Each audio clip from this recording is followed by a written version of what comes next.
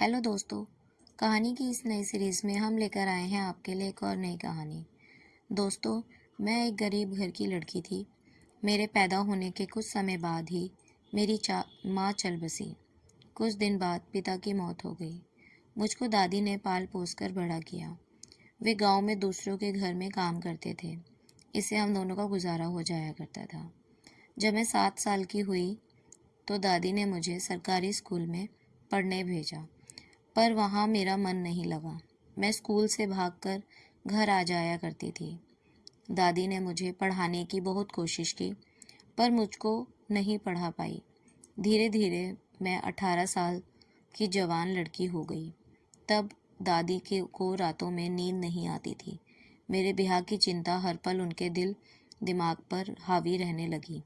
कहाँ से पैसे आएंगे, कैसे ब्याह होगा, वगैरह।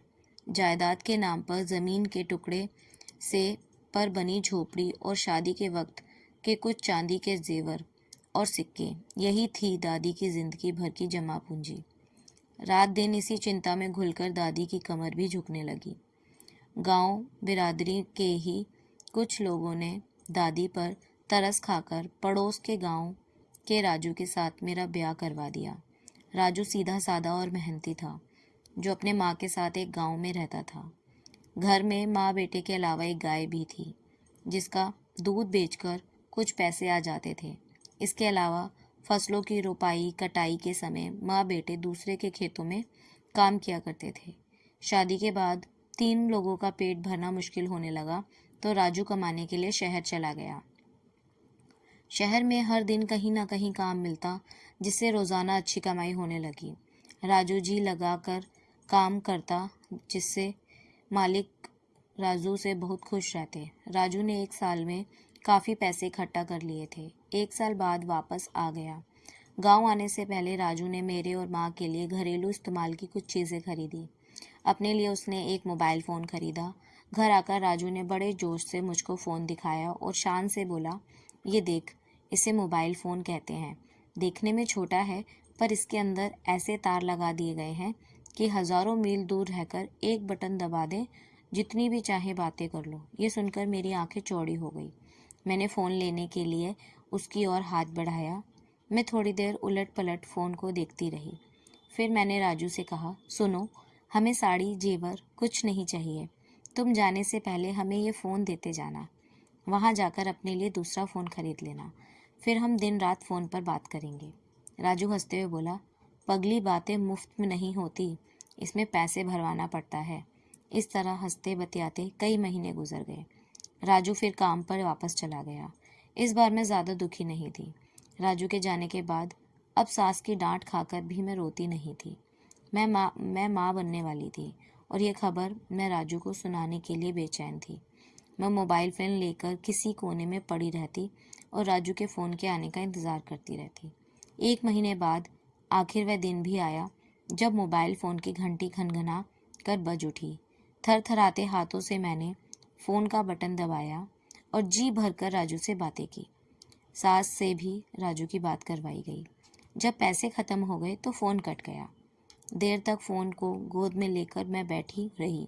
वक्त गुजरता गया। फिर राजू गांव वापस आया, और इस बार अपने साथ कपड़े, सामान और पैसे लेकर आया था। मेरा पीला चेहरा देख राजू को चिंता हुई। इस बार मुझ में वह चंचलता भी नहीं दिखाई रही थी। मैं बिस्तर पर चुपचाप से पड़ी रहती। राजू ने जब इस बारे में माँ से बात की, तो माँ ने कहा कि ऐसा ही होता है, चिंता की कोई बात नहीं है।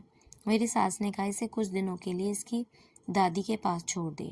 ठीक है माँ, कहते हुए राजू ने सहमति में सिर हिला दिया। दूसरे दिन राजू मुझको मेरी दादी के पास पहुंचाकर अपने गांव लौट आया।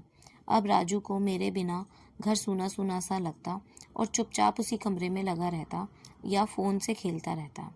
एक दिन राजू ने अपने किसी साथी को फ़ोन लगाया। हेलो कहते ही उधर से किसी औरत की आवाज़ सुनकर राजू हड़बड़ा आया, और उसने जल्दी से फ़ोन काट दिया। थोड़ी देर बाद उसी नंबर से राजू के मोबाइल पर 2 बार मिस कॉल आई। राजू की समझ में नहीं आया कि वह क्या करे। थोड़ी देर बाद उसने फिर से उसी नंबर पर फ़ोन लगाया। बात हुई, वह नंबर उसके दोस्त का नहीं बल्कि कोई रॉन्ग नंबर था। जिस औरत ने फ़ोन उठाया तो हमारे गांव से आगे शहर में रहती थी। उसका पति रोजी रोटी के सिलसिले में बाहर रहता था। उस औरत का नाम मीरा था। उसकी आवाज़ में मिठास थी और बात करने का तरीका बिल्कुल दिलचस्प था। धीरे धीरे उन दोनों में बातें होने लगी। फिर एक दिन उस औरत ने राजू को मिलने शहर बुलाया। राजू जब उसके घर पहुंचा और मीरा को देखा तो देखता रह गया। गोरा रंग और चेहरा रहे बदन की मीरा की अदाओं ने गजब का खिंचाव था। वे बेहद खूबसूरत लग रही थी।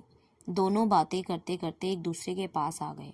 फिर उन दोनों को पता ही नहीं क्या सूझा कि वे दोनों वहीं के वहीं एक दूसरे के साथ मस्त वाला क्रिकेट का खेल खेलने लगे। उन दोनों ने लगभग 1 से 2 घंटे तक मस्त वाला क्रिकेट का खेल खेला। फिर राजू वापस घर आ गया। दिन हफ्तों में और हफ्तों महीनों में बदलते चले गए। मैं एक बेटी की माँ बन गई।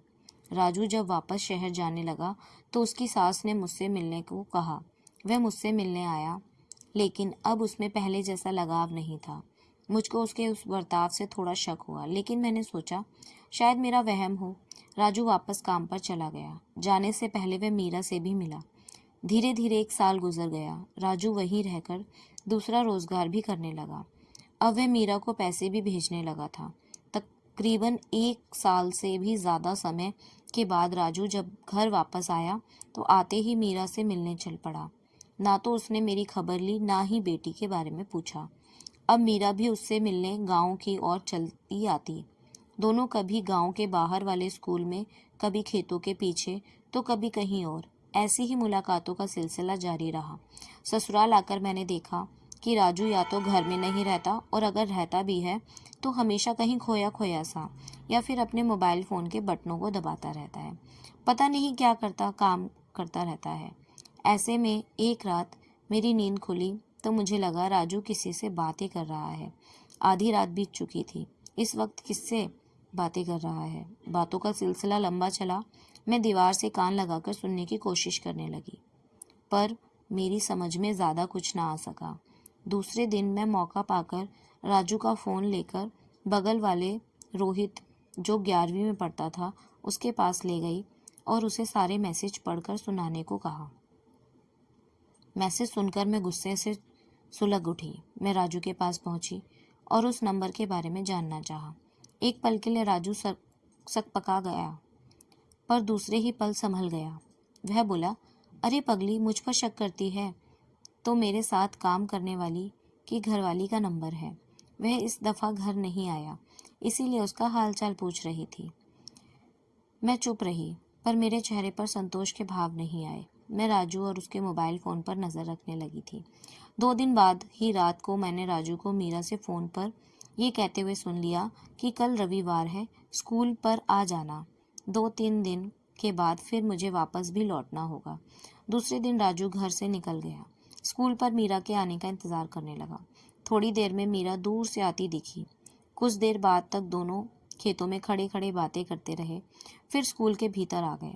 मैं भी वहीं पहुंच गई और दीवार के पीछे छिपकर उनकी बातें सुनने लगी। मीरा बोली, ऐसे छिप छिप कर हम आखिर कब तक मिलते रहेंगे राजू? हमेशा ही डर लगा रहता है। अब मैं तुम्हारे साथ ही रहना चाहती हूँ। राजू प्यार से बोला, मैं भी तो यही चाहता हूँ, बस महीने भर रुक जाओ। दोस्तों के साथ तुम्हें नहीं रख सकता। इस बार जाते ही कोई अलग कमरा लूँगा, फिर आकर तुम्हें ले जाऊँगा। उसके बाद छिप छिप कर मिलने की कोई ज़रूरत नहीं होगी। इतनी बातें करके वे एक दूसरे में खो गए और एक दूसरे के साथ मस्त वाला क्रिकेट का खेल खेलने लगे। उन्होंने वहाँ बहुत ही ज़बरदस्त वाला खेल खेला और मैं उनको बस देखती ही रह गई। फिर वहाँ से सीधे घर आकर मैं अपनी बेटी को लेकर अपनी दादी के पास चली आई और खुद कमाकर अपना और अपनी बेटी का पालन पोषण की सोच ली। तो दोस्तों, ये कहानी आपको कैसी लगी हमें कमेंट करके ज़रूर बताइए, और हमारे चैनल को सब्सक्राइब ज़रूर करें और इस कहानी को अपने दोस्तों के साथ शेयर ज़रूर करें। धन्यवाद।